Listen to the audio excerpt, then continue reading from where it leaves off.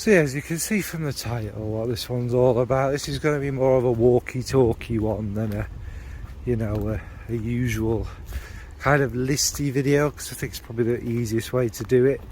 It's a tag from Smurfy Girl Claire, and it's just about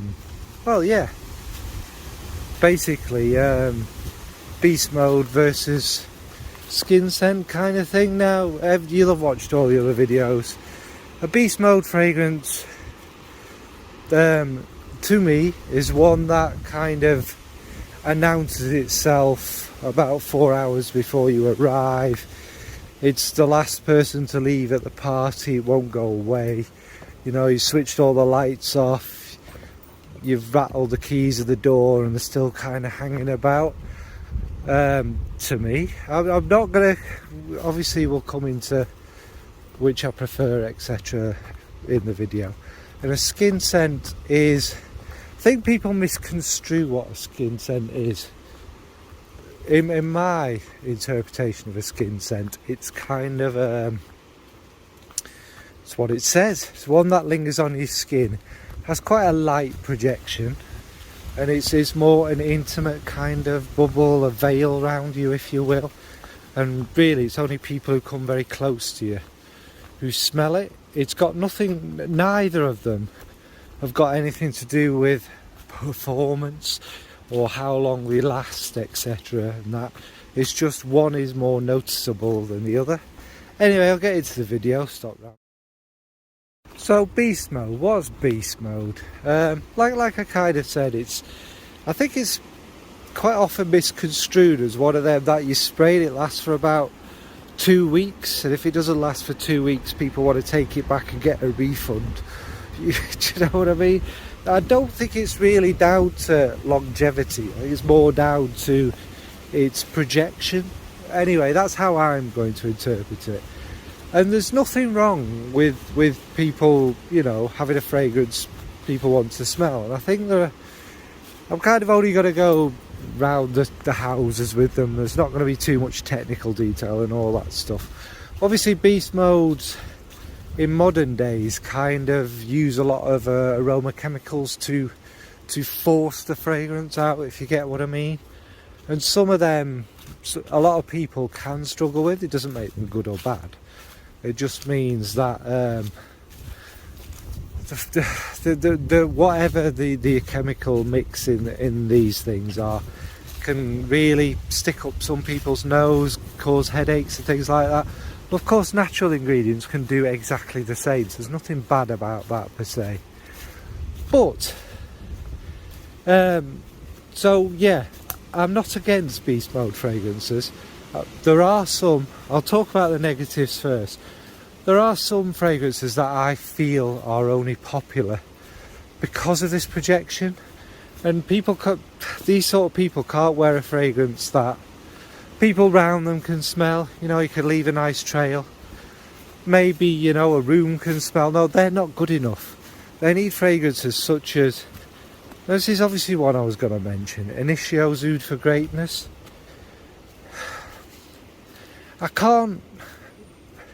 It's all subjective, but for me, there's no particular kind of benefits or kind of good things about that fragrance other than it's nuclear, it fills a room. Again, that thing of it lasting forever and ever. It just doesn't smell nice. It's not refined, which again, we'll come on to, because I have a favourite, obviously, in this thing. It's not particularly refined. It doesn't really do anything. It's just this sweet, noxious thing.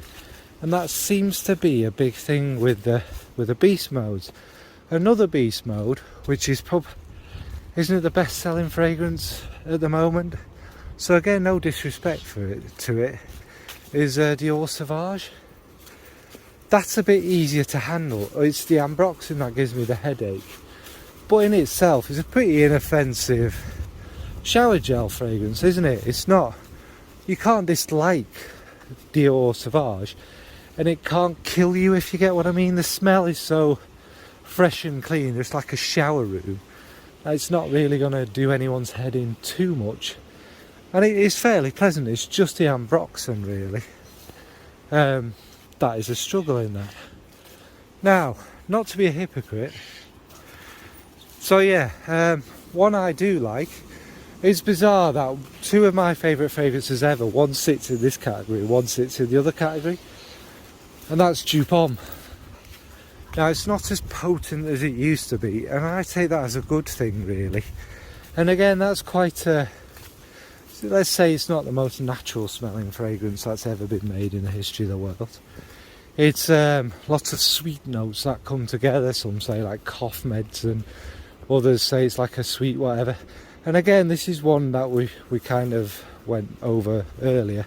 It's a party scent, isn't it? Like not necessarily Le Male, that's not as strong, was it? But like Ultra Male, or you know, fragrances of that kind of era.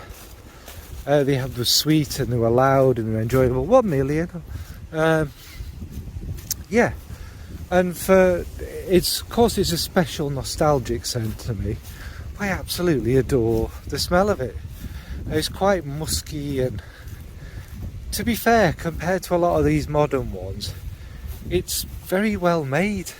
And I'm not just saying that to be, you know, kind of controversial or whatever, but if you stick the aforementioned Oud for Greatness and Dupe next to each other to somebody who knows nothing about fragrances, they'll probably say Oud for Greatness, yeah, that's strong. They'll probably say, Dupe, oh, that's really quite pleasant. It's thought about. It's a fragrance that was planned. It's not paint by numbers. It was one that had the kind of ambition to change the way we look at fragrances and stuff like that. And yes, it's very strong. It was too strong, and it filled many a university dormitory and nightclub back in its day. And that's kind of what I mean. It's not that Beast Mode is bad, it's that how it's done, what it's for.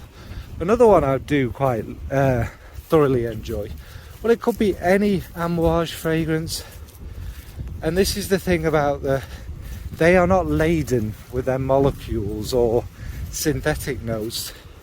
There's obviously certain materials that can have this kind of big effect, but they're obviously quite expensive. Well, I presume they are, because obviously modern fragrances don't seem to use them too much. They use all the synthetic molecules.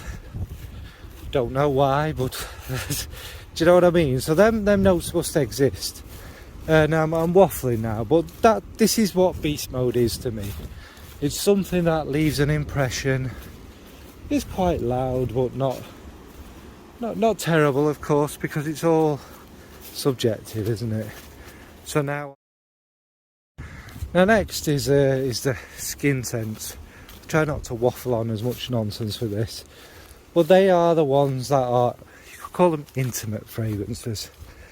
You can smell them, and they have like I said before, they're more of a bubble than a kind of thing that fills the room and stuff. Call it like a date night scent, or just a chilling scent or whatever. And these ones do go more my preference, because I like to wear fragrance for me. You know, I don't need to shout. I don't shout when I go into a room or whatever. I don't want lots of attention and whatnot. And if I like you, and you know, I'll share this fragrance I've paid for if you get close enough, which isn't many people.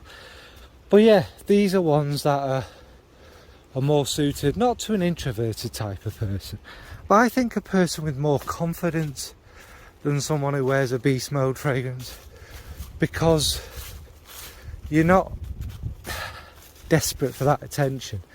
Like I said again, Beast Mode, nightclubbing perfect. Would I have wore a more intimate fragrance back when I was young and that, to go nightclubbing in?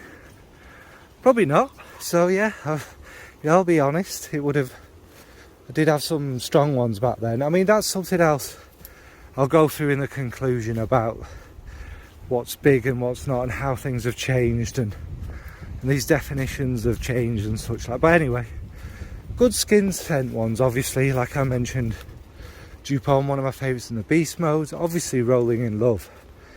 And it's kind of one that is meant to be a skin scent, which is always a big surprise. That's actually one of Kilian's biggest fragrances, and it was designed to stay close to you, like a second skin, smelling much kind of musky and intimate, which is again I think a good thing for a skin scent, because if you're bringing someone close to you, it's generally going to be for that kind of reason, isn't it? And you want to have this kind of sensual musky smell about yourself, and Rolling in Love has that to perfection.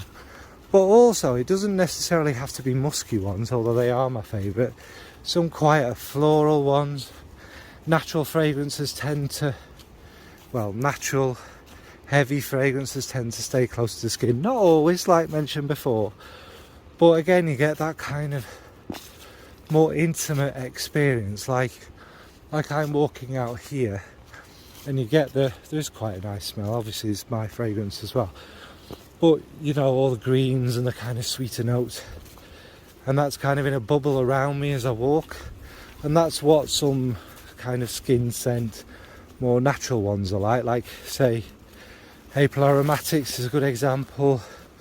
Pick any of them, a Lotus Rising one. I think that's got a bit more of an extended bubble, but it's very beautiful, and it's that experience for me throughout the day without, you know, choking everybody else out or giving me a headache or suffocating me.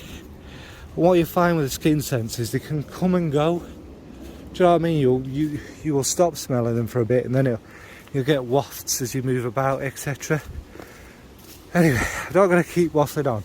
Now, just to kind of add to the end of this, a big misconception with a skin scent is that it doesn't last. Because again, people, when they pay £40 for some fragrance, they need it to last 4 days, because clearly these people aren't showering. And a skin scent can last that long. It can cling to your skin. I mean, Claire talks about oils. I'm not going to go into attars and oils and things like that, but they last a long time. And an extrait de parfum tends to sit closer to the skin, or it should, because the oil concentration is higher. So it tends to be one that is, doesn't push out as much, because it's got less alcohol and less, whatever the word is, evaporates. I don't know, that's the wrong word. Projectors, whatever. So a skin scent has got nothing to do with the strength of a fragrance or how long it lasts. It's just more an intimate one. Anyway, that's enough waffle for that. So that was a really pointless, tedious video, but because I just didn't know how to do it, so apologies for that. But what I can say is it's been interesting to think about it for me, because straight away, I suppose some of us are a little snobby, maybe me included. We go, beast mode, no, don't want to be obnoxious and whatever. It has a purpose. It's needed, and we all sometimes want that little confidence boost of someone going, oh, you smell good. More so than, ugh, what's that smell? That's not a compliment, folks.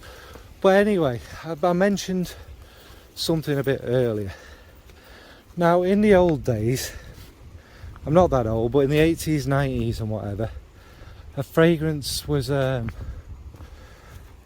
So yeah, just a quick brief mention of it is kind of vintage fragrances, if you like. They had much more of a projection, they were much stronger.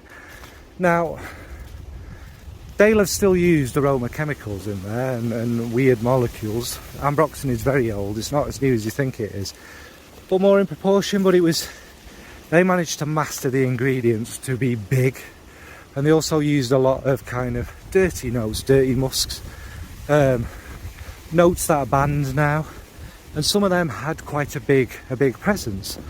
Again, that doesn't make them fragrances nowadays worse. They can only work with what they've got to work with, can't they? Well, yes, in the older days they were much bigger, but again, that's a cultural thing. People were a lot different in the 80s and 90s than we are nowadays, so not good or bad, just thought I'd mention that. So yeah, this overly long, not particularly interesting video. What's your preference? Do you prefer a beast mode or a more intimate skin scent? Do you like them both? Do you think there are occasions for them both? Okay, before I die walking up this hill, thanks for watching, bye folks.